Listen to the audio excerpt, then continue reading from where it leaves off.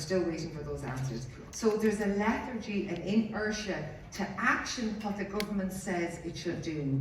And as I said, that is costing parents, single people. It is wrong, and we need to drive on with bringing in critical infrastructure, and we need to take it out of all of these kind of bureaucratic agencies that are slowing children with additional needs.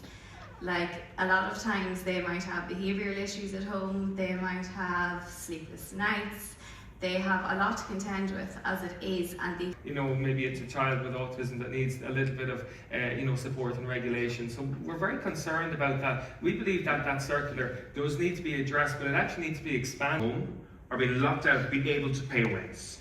And there's a social contract in Irish society that is broken now. We have those practical solutions that Ian Noel mentions there in terms of this.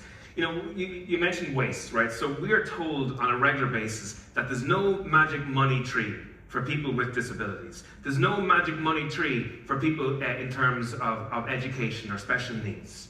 Yet the government are incinerating taxpayers' money to the tune of hundreds of millions of euros every single year. Every single year. So you've got the National Children's Hospital, which is probably the biggest example of this, was promised by Leo Varadkar to be built by 2020. It would be built for 700 million euros, except if a meteor hit the planet and their own jobs. Nobody here would get away with losing their employer tens of thousands, hundreds of thousands of euros and expect that the next day nothing would change. We would expect that there'd be a disciplinary process. So we want hardwired into the contracts of the most senior civil servants that if they continue to lose money for the state, that there will be a disciplinary procedure in that situation. But where it makes its investments. And the government will find 101 excuses why not to invest in people most in need in this country. Yet, recently they introduced a new process where former presidents will now get top-notch civil service support, which will cost hundreds of thousands of euros. A father, a brother, or a sister, or a child. And that we have a responsibility to look beyond those statistics into the fact that these are real individuals. The second thing is, and it might sound a dark thing about tracking and the numbers of people who are dying on our streets, but it's not.